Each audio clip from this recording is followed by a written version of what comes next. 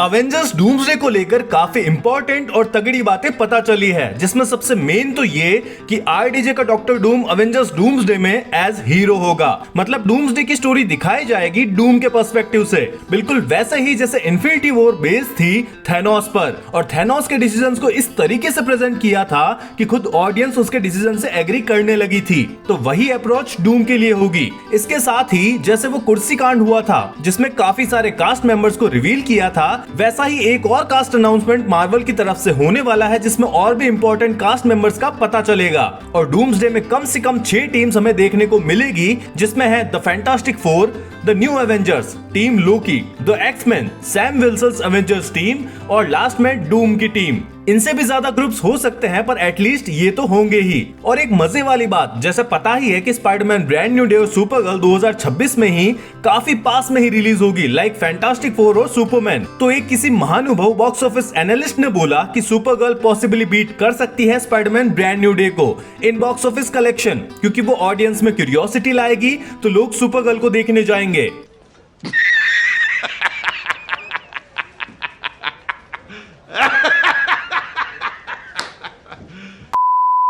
कहां से आते हैं ये लोग? मैं ये नहीं कह रहा कि सुपरगर्ल अच्छी नहीं चलेगी, बिल्कुल चलेगी, पर मुझे बोलने की जरूरत नहीं है कि ब्रांड न्यू डे मूवी क्या पोटेंशियल रखती है। नहीं पता तो स्पाइडरमैन का पुराना रिकॉर्ड देख लो और स्पाइडरमैन नो वे होम का कलेक्शन देख लो, जो नियरली 2 बिलियन का हुआ था। और स्पाइडरमैन ब्रांड न्यू डे में जो स्कॉर्पियन अपीयर होने वाला है, रिपोर्ट्स के हिसाब से उसका लुक रिजेंबल करेगा योर फ्रेंडली नेबरहुड स्पाइडरमैन वाली सीरीज के स्कॉर्पियन से। और मार्वल टॉम हॉलैंड की न्यू स्पाइडरमैन ट्रिलॉजी के लिए 4 मेजर विलन्स को कंसीडर कर रहा है, जिसमें है किंगपिन, वेनम, हैमरहेड, द प्रॉवलर, जिसके साथ ही छोटे मोटे विलन्स तो आएंगे ही, जैसे स्कॉर्पियन तो है ही और टूमस्टोन वगैरह। इसके साथ ही एंड्रयू और टोबी के स्पाइडरमैन की स्टोरी सीक्रेट वॉर्स मूवी तक कंप्लीट हो जाएगी। मतलब जो इनकी ओरिजिनल मूवी से इनका आर्क स्टार्ट हुआ था वो कंप्लीट हो जाएगा।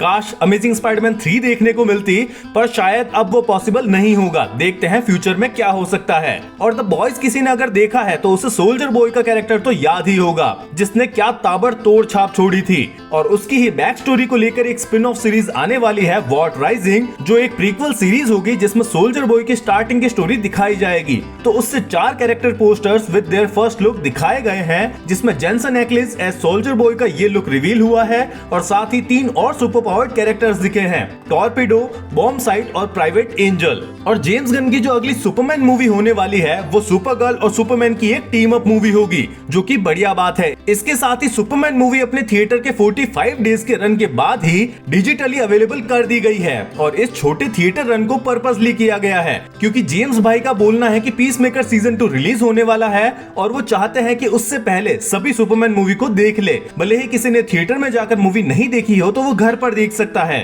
ताकि पीसमेकर सीजन 2 के साथ में बढ़िया कंटिन्यूटी बैठ सके। और सुपरमैन मूवी में अपीयर होने वाला क्रिप्टो एक सीजीआई कैरेक्टर था, पर उसके लिए मोशन कैप्चर दिया गया था मर्फी वीट द्वारा, जिसके कुछ बिहाइंड द सीन्स वाली फोटोज ये है। और जेम्स गन ने अपने डीसीयू को लेकर इन्फॉर्मेशन दी है कि कैसे एमसीयू से वो अलग है। बंदे ने बोला कि हमने एक यूनिवर्स क्रिएट किया है, जैसे गेम ऑफ थ्रोन्स और स्टार वॉर्स है, जिसमें सब कुछ एग्जिस्ट करता है। फिर उसमें से छोटे छोटे पीसेस को कलेक्ट करके इंडिविजुअल मूवीज और स्टोरीज पर फोकस करेंगे। जैसे फॉर एग्जांपल सुपरमैन मूवी में बताया जाता है कि सुपर पावर्ड कैरेक्टर्स 300 सालों से हैं, जस्टिस गैंग भी एग्जिस्ट करती है, ये सब। और जो मार्वल ज़ॉम्बीज की एनिमेटेड सीरीज आने वाली है, जिसके 4 एपिसोड्स को एक साथ रिलीज किया जाएगा 24 सितंबर को। और पहले इसे एज अ मूवी बनाया जा रहा था, फिर इसे शॉर्ट सीरीज में चेंज किया, और इसमें काफी हद तक चांस है कि मेन विलन होगी स्कारलेट विच। और उसी से ये आर्मी ऑफ डेड की इमेज भी दिखी है, जिसे लीड करेगी Okoye on the order of Scarlet Witch. और मार्वल ज़ॉम्बीज को तुमने पहले व्हाट इफ की सीरीज में देखा ही होगा।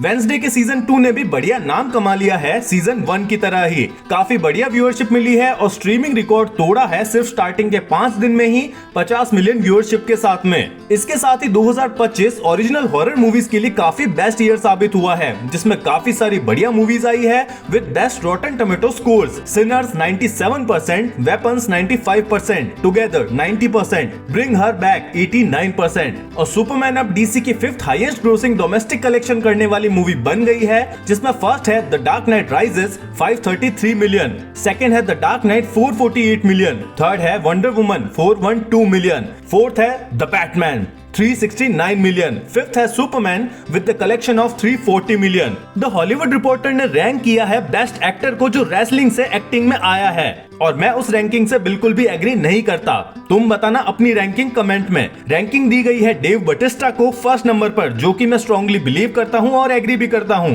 He deserve the first position. पर फिर नाम दिया गया है द रॉक का और उसके बाद में जॉन सीना। भाई ड्वेन जॉनसन लगभग हर बार टाइप कास्ट ही होता है। अब जो मूवी आने वाली है स्मैशिंग मशीन, उसमें शायद थोड़ी उम्मीद है कि रॉक उसमें कुछ डिफरेंट एक्टिंग को लेकर आएगा, पर जॉन सीना ने काफी बार प्रूव किया है। अभी पीस मेकर को ही ले लो, मेरे लिए डेव बटिस्टा के बाद में जॉन सीना ही आता है। इसके साथ ही हैरी पॉटर की जो सीरीज आने वाली है HBO मैक्स पर, उसमें कास्ट होने वाले विजली चिल्ड्रन जो भी है, रॉन, जिनी, जॉर्ज, फ्रेड और पर्सी, इन सभी की एक ग्रुप फोटो भी देखने को मिली है रेड हेडेड विजलीज की। तो ये थे अभी के रीसेंट अपडेट्स। वीडियो पसंद आए तो लाइक, कमेंट और शेयर, और ऐसे ही super hero pop culture news के लिए सब्सक्राइब। मिलते हैं अगले वीडियो में, बाय।